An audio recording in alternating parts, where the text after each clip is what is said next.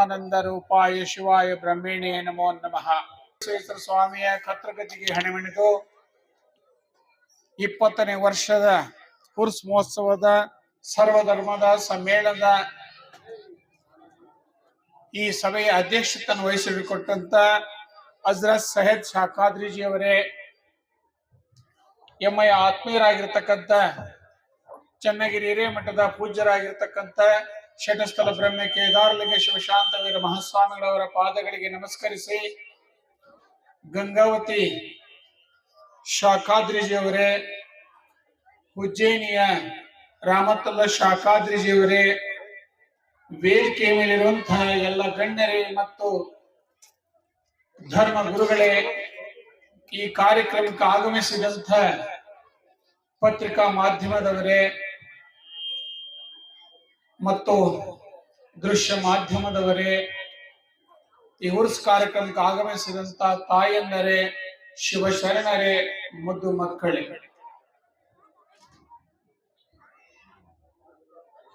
ಕಳೆದ 20 ವರ್ಷಗಳಿಂದ ಈ ಉರ್ಸ್ ಕಾರ್ಯಕ್ರಮಕ್ಕೆ ಮಾದರ ಚೆನ್ನಯ್ಯ ಸ್ವಾಮೀಜಿಯವರು ಸಹ ಬಂದು ಹೋದ್ರು. ನಿಮ್ಮನ್ನೆಲ್ಲರನ್ನು ಉದ್ದೇಶಿಸಿ ಈ ಧರ್ಮ ಸಮ್ಮೇಳನದ ಬಗ್ಗೆ ನಿಮ್ಮೆಲ್ಲರಿಗೂ ಸಹ ಒಳ್ಳೆಯ ಸಂದೇಶವನ್ನು ನೀಡಿ ಹೋದ್ರು.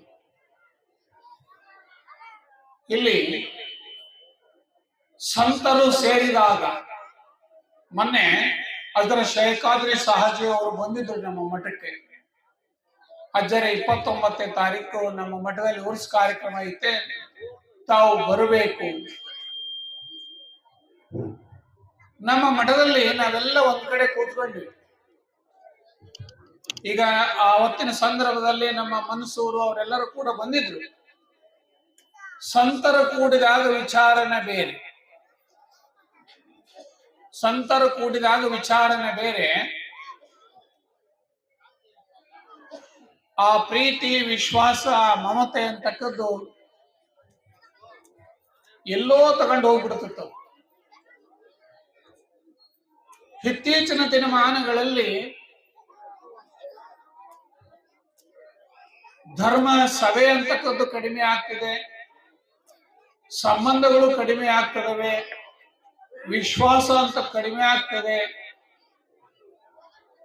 ಇವೆಲ್ಲ ದೂರವಾಗ್ತದವೆ. ಯಾಕೆ ದೂರವಾಗ್ತದವೆ?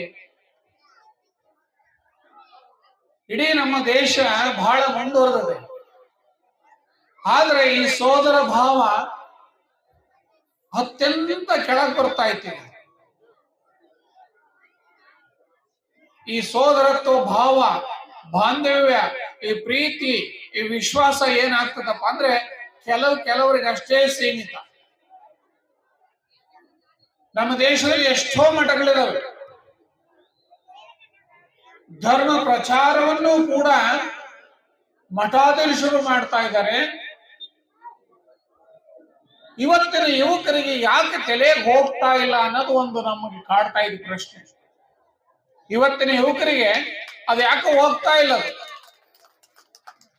ಇಡೀ ಪ್ರಪಂಚವನ್ನ ತನ್ನ ಕೈಯಲ್ಲಿ ಇಟ್ಕೊಂಡು ಟಿವಿ ಯಾವ್ದೋ ಮೊಬೈಲ್ ಹಿಡ್ಕೊಂಡು ನಾವೆಲ್ಲ ಇಲ್ಲೇ ಕಾಣ್ತೀವಿ ಅನ್ನೋ ಮಟ್ಟಕ್ಕೆ ಹೋಗ್ಬಿಟ್ಟಿದಾರ.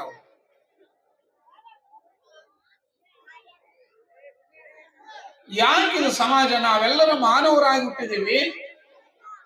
ಆಗ್ಲೇ ನಮ್ಮ ಗಂಗಾವತಿ ಅಜ್ಜರು ಬಹಳ ಸುಂದರವಾದ ಒಂದು ಗೀತೆಯನ್ನು ಆಡಿದ್ರೆ ಎಷ್ಟು ಸುಂದರ ಇತ್ತು ನೋಡ್ರಿ.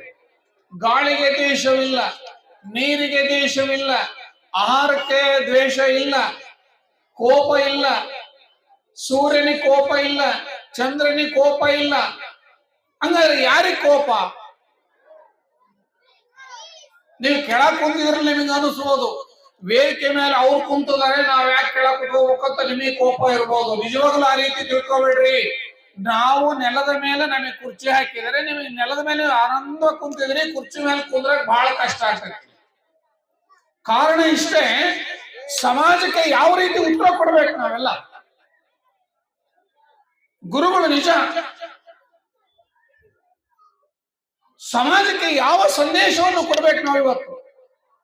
ನಮ್ಮ ಟಿವಿ ಮಾಧ್ಯಮದವರಂತೂ ದಿನಂಪ್ರತಿ ಉತ್ತಮವಾದ ಕಾರ್ಯಕ್ರಮವನ್ನ ಸರಿತಪ್ಪುಗಳನ್ನ ತಪ್ಪನ್ನ ಎತ್ತಿಡಿತಿದ್ದಾರೆ ಟಿವಿ ಮಾಧ್ಯಮದವರು ಇವತ್ತು. ಆದ್ರೆ ಏನು ನಮ್ಮ ಮಂದಿ ಎಚ್ಚೆತ್ಕೊಳ್ಳಲ್ಲ ಅಂದ್ರೆ ಇದು ದುರದೃಷ್ಟಕರ ಇದೆ. ಕಳೆದ 15 ವರ್ಷದಿಂದ ನಮ್ಮ ಶಾಖಾದ್ರಿ ಇಲ್ಲಿ ಬಯಲುಸೀಮೆ ಅಂತ ಆಗ್ಲೇ ಹೇಳಿದ್ರು. ಈ ಬಯಲುಸೀಮೆಯಲ್ಲಿ 15 ವರ್ಷದಿಂದ ಬಹುಶಃ ಮಳೆ ಇರಲಿಲ್ಲ, ಬರಗಾಲ ಬಿದ್ದತ್ತು, ಕೆರೆಯ ನೀರಿರ್ಲಿಲ್ಲ. ಯಾರಾದ್ರೂ ಒಬ್ರು ನೀವು ಯಾರು ನಾವು ಪ್ರಾರ್ಥನೆ ಮಾಡ್ಕೊಂಡಿದ್ವಿ ಮಳೆ ಬರ್ಲಿ ಅಂತ ಯಾರ ಕೈ ಎತ್ತಿ ಹೇಳಿದ್ರೆ ಹೇಳ್ಬಿಡ್ರಪ್ಪ. ಬರಗಾಲ ಬಿದ್ದಾಗ ಮಳೆ ದೇವ ಬಾರಪ್ಪ ಅಂತ ಯಾರು ಪ್ರಾರ್ಥನೆ ಮಾಡ್ಕೊಳ್ಳಿಲ್ಲ. ಇದರ ಸತ್ಯದ ಅರಿವು ಅದರ ಶಾಖಾದ್ರಿಜಿಯವರಿಗೆ ಆಗಿತ್ತು. ಯಾಕಂದ್ರೆ ಅವತ್ತಿನ ದಿವಸ ನಿದ್ದೆ ಮಾಡುವಾಗ ರಾತ್ರಿ ಕನಸಿನಲ್ಲಿ ಬಂದು ಸಾಕ್ಷಾತ್ ಶಿವನೇ ಪ್ರತ್ಯಕ್ಷನಾಗಿದ್ದ.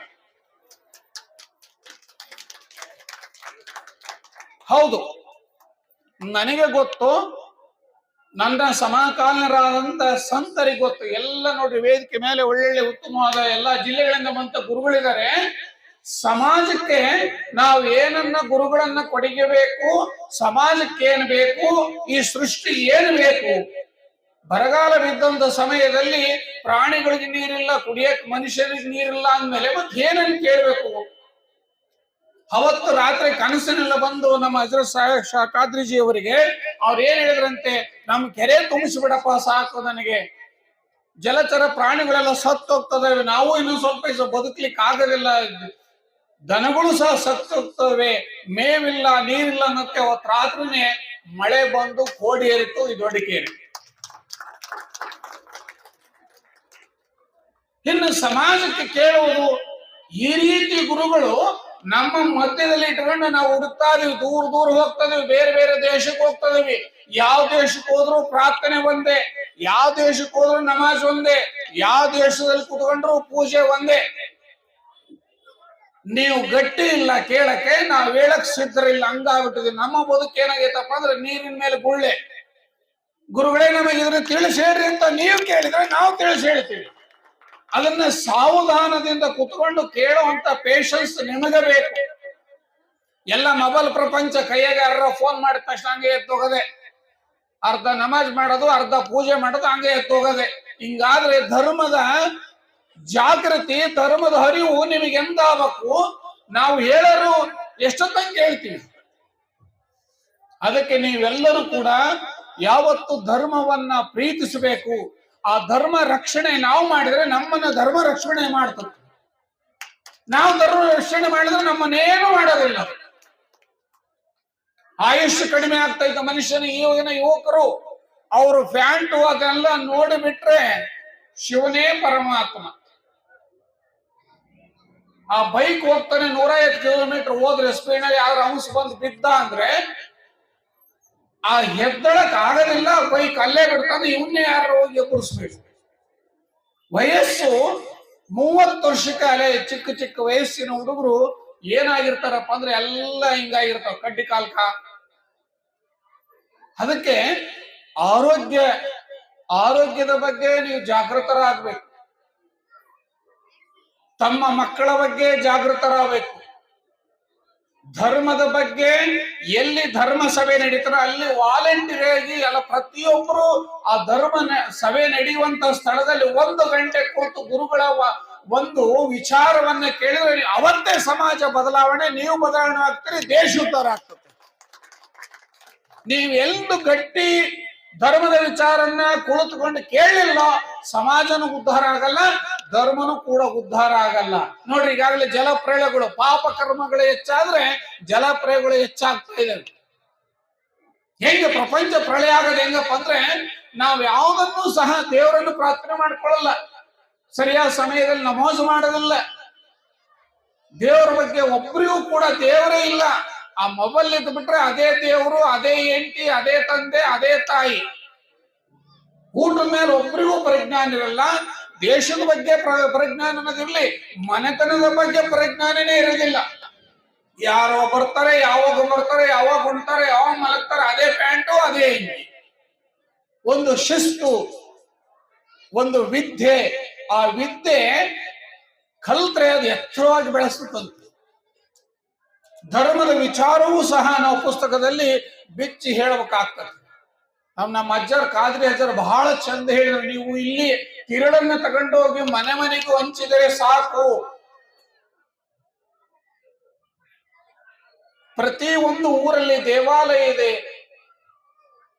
ಮಸೀದಿಗಳಿದಾವೆ, ಅಲ್ಲೆಲ್ಲಿ ಒಂದು ಗಂಟೆ ನೀವು ಹೋಗಿ ಅಲ್ಲಿ ಗುರುಗಳ ಹತ್ರ ಭಾಗಿಯಾಗಿ ಧರ್ಮ ಸಂದೇಶವನ್ನ ತಿಳಿದುಕೊಂಡು ತಮ್ಮ ತಮ್ಮ ಸಮಾಜಕ್ಕೆ ಆ ಒಂದು ಧರ್ಮ ಸಂದೇಶವನ್ನ ನಾವೆಲ್ಲರೂ ಸಹ ತಿಳಿಪಡಿಸಿದ್ರೆ ಜಗತ್ತು ಶಾಂತವಾಗಿರ್ತದೆ, ನಾವು ಶಾಂತವಾಗಿರ್ತೀವಿ, ನಮ್ಮ ಕುಟುಂಬ ಶಾಂತವಾಗಿರ್ತದೆ, ನಾಡು ಶಾಂತವಾಗಿರ್ತದೆ. ನಾವೆಲ್ಲ ಏನಪ್ಪಾ ಅಂದ್ರೆ ಇವತ್ತಿನ ಸಂದರ್ಭದಲ್ಲಿ ಅಜ್ಜರು ಇಡೀ ನಮ್ಮ ರಾಜ್ಯವನ್ನ ಒಂದು ಮುಕ್ಕಾಲು ಭಾಗ ತಿರುಗಿರ್ಬೋದು.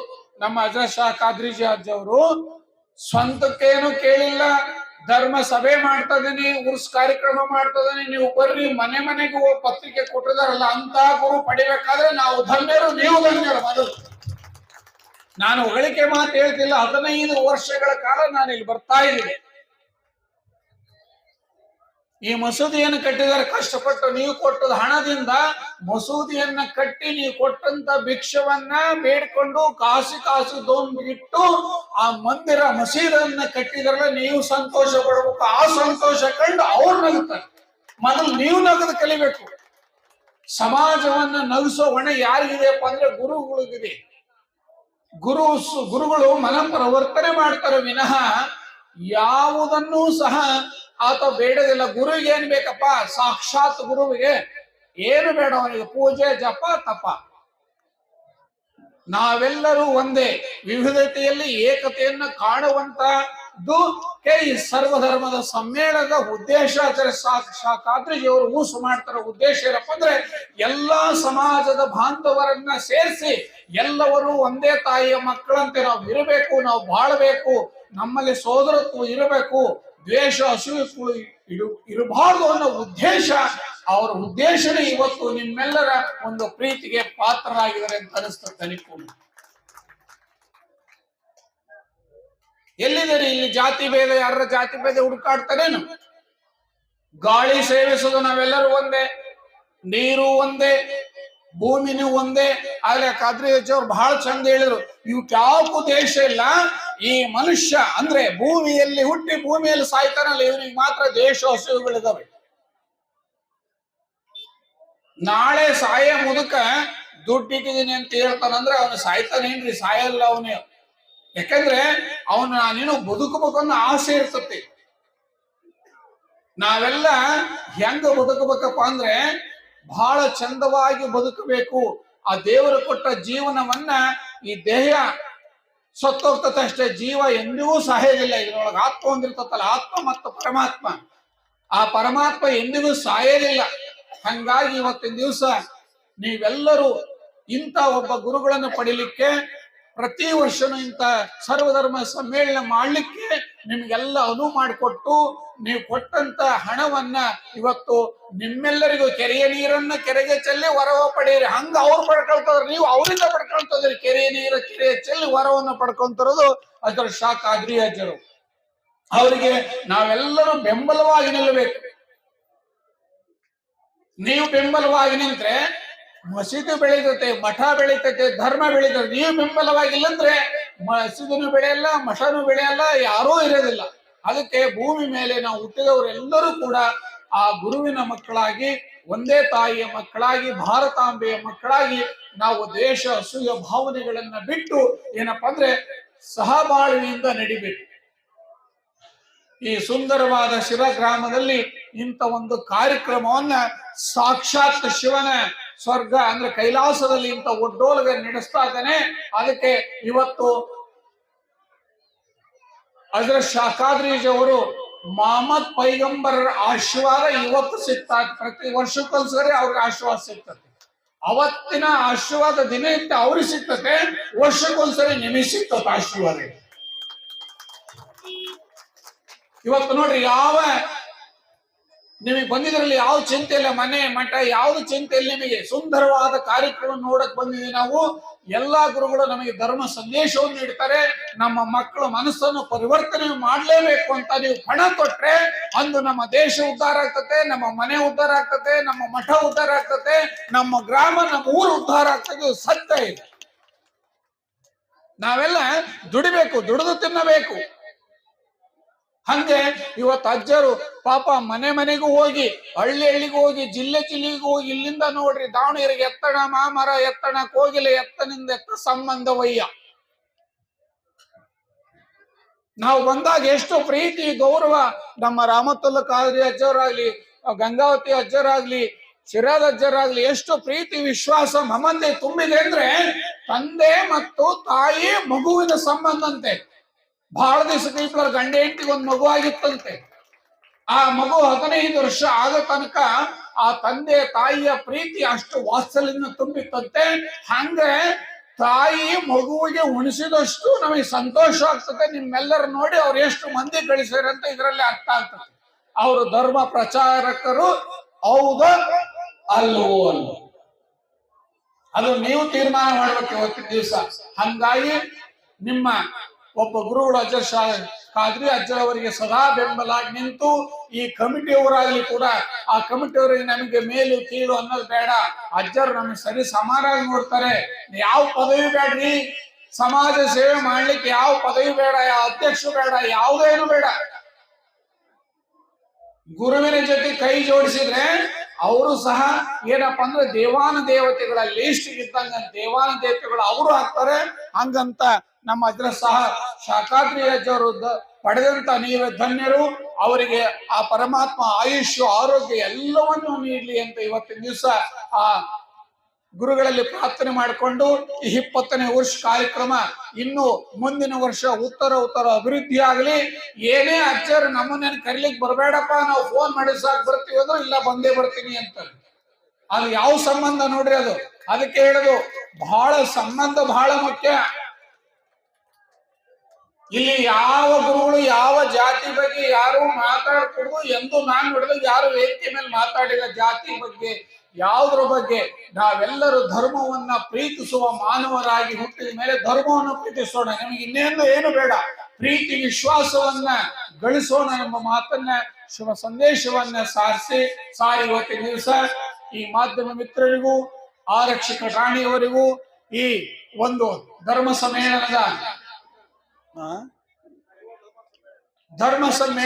ಸರ್ವಧರ್ಮ ಸಮ್ಮೇಳನದ ಏನು ಕಾರ್ಯಕ್ರಮ ಆಯೋಜನೆ ಮಾಡಿದಂತ ಎಲ್ಲ ನಮ್ಮ ಬಂಧುಗಳಿಗೂ ಆ ದೇವರು ಆಯುಷ್ಯ ಆರೋಗ್ಯವನ್ನ ನೀಡಲಿ. ಇಂಥ ಹುರ್ಸ್ ಕಾರ್ಯಕ್ರಮಗಳನ್ನ ಹೆಚ್ಚೆಚ್ಚುವಾಗಿ ಯಾವ ಗದ್ದಲ ಗಲಾಟೆ ಇಲ್ಲದೆ ನಾವು ಪ್ರತಿ ವರ್ಷ ಶಿರಾದಲ್ಲಿ ಯಾವ ಗದ್ದಲ ಗಲಾಟೆ ಇಲ್ಲ, ಬಹಳ ಚೊಲ್ದಾತ. ಮುಂದಿನ ವರ್ಷ ನಮ್ಮ ಅಜ್ಜರು ಹೇಳಿದಂಗೆ ಖಾದ್ರಿ ಅಜ್ಜವ್ರು 5 ಗಂಟೆಗೆ ಬರ್ಬೇಕು ಅಂದ್ರೆ 4:15ಗೆ ಬಂದು ಕುತ್ಕೊಂಡಿರ್ತೀವಿ ನಾವು. ಮಾತಿ ತಪ್ಪೋದಿಲ್ಲ. ಈ ವರ್ಷ ಕ್ಷಮೆ ಇರಲಿ, ಯಾಕಂದ್ರೆ ಸ್ವಲ್ಪ ತಡವಾಯ್ತು. ಹಾಗಾಗಿ ನಾವು ಎಲ್ಲ ಗುರುಗಳಲ್ಲಿ ಕ್ಷಮೆಯನ್ನ ಕೇಳಿ ನಿಮ್ಮೆಲ್ಲರಿಗೂ ಶುಭವನ್ನ ಹಾರೈಸಿ ನನ್ನ ಮಾತಿಗೆ ವಿರಾಮ ಕೊಡ್ತಾ ಇದ್ದೀನಿ. ಶಿವಂ ಭವೇ ಓಂ ಶಾಂತಿ ಶಾಂತಿ.